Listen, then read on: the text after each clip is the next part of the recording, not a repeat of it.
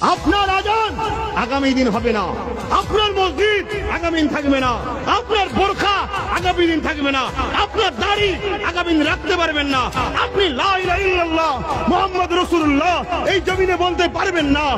কি এখন মিলছে তো কথাগুলো? 4-5 বছর আগে থেকে এই কথাগুলো বলে বলে আসছে আপনাদেরকে। এই কথাগুলো বলার জন্য অনেকে ভাইজানকে দালাল বলেছিল। এখন তারা কোথায়? তারা মসজিদ মাদ্রাসা বাঁচানোর জন্য কি করছে? মুসলমান এখনো কি ঘুমিয়ে থাকবে? থাকুক, কোনো অসুবিধে নেই, ঘুমের ঘোর আল্লাহ কাটিয়ে দেবে। আমার মামলা আর পশ্চিমবাংলা সরকারের মামলা দুটো আলাদা ছিল। দুঃখের বিষয়, পশ্চিমবাংলা সরকার এখনো মামলা করেনি।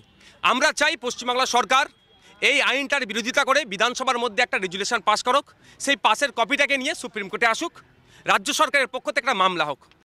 পশ্চিমবাংলার সরকার এখনো মামলা করেনি, অথচ ভোট নেওয়ার আগে বলেছিল বিজেপির হাত থেকে আমি আপনাদেরকে বাঁচাবো, আর আমরা বোকা মুসলমানরা এইভাবে ভোট দিয়েছিলাম। কিন্তু এখনো কেন মামলা করছে না ওয়াকফ বিলের বিরুদ্ধে? বাংলার মানুষ আজকে জবাব চাও। মামলা করছে না, অথচ আমাদেরকে বলছে দিল্লিতে গিয়ে আন্দোলন করো। যদি দিল্লিতে গিয়ে আন্দোলন করতে হয় তাহলে আপনাকে সিএম বানিয়ে আমাদের কি লাভটা হলো? এই বাংলার মানুষ জবাব চাও। সংবিধানে প্রভিশন আছে, রাজ্য কেন্দ্র সংঘাত হলে সুপ্রিম কোর্টে চলে আসবে সমাধান করতে।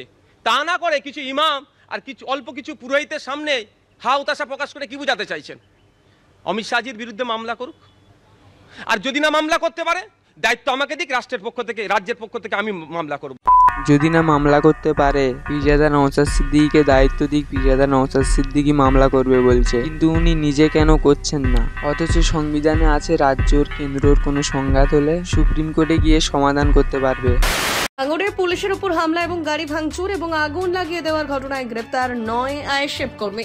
মানে পশ্চিমবাংলায় এমন হয়ে গেছে, কিছু হলে আইএসএফের কর্মীকে গ্রেপ্তার করে। গাড়িতে কারা আগুন লাগিয়েছে লাগায়নি এসব যাচাই না করে আইএসএফের কর্মীদেরকে গ্রেপ্তার করে নিয়েছে পুলিশ। কিন্তু পিরজাদা নওশাদ সিদ্দিকী বলছে এই কাজ আইএসএফের ছেলেরা করেনি, সিসিটিভি ফুটেজ চেক করা হোক, এমনটাই বলছে পিরজাদা নওশাদ সিদ্দিকী। শুনুন।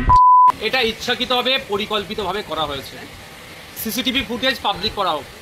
কে গাড়িতে আগুন লাগিয়েছে তাহলে দুধ তো দুধ পানিকে পানি হয়ে যাবে। একটাও না ছাড় পাই, আমি এটা ডিমান্ড করব। আমি ডিমান্ড করছি যারা পুলিশের গাড়িতে আগুন লাগিয়েছে, পুলিশের উপরে যারা অনৈতিক আচরণ করেছে, কোনোভাবেই সেটাকে প্রশ্রয় দেওয়া যায় না। কিন্তু সেগুলো কারা? আপনি বলবেন আইএসএফের ছেলেকে অ্যারেস্ট করেছে, এটা তো পরিকল্পিত। পিরজাদা নওশাদ সিদ্দিকী বলছে পরিকল্পিতভাবে আইএসএফের ছেলেদেরকে গ্রেপ্তার করা হয়েছে, তাই সিসিটিভি ফুটেজ চেক করার কথা বললেন পিরজাদা নওশাদ সিদ্দিকী। শেষমেশ একটাই কথা বলবো, আন্দোলন করুন, আন্দোলন করতে হবে, শান্তিপূর্ণভাবে আন্দোলন করুন, যাতে কোনো রকম গন্ডগোল না হয়, ওইভাবে আন্দোলন করুন। আর যারা বলছে দিল্লিতে গিয়ে আন্দোলন করো, তাদের কাছে জবাব চান যে ভোটটা নিয়েছিলে কিসের জন্য তাহলে?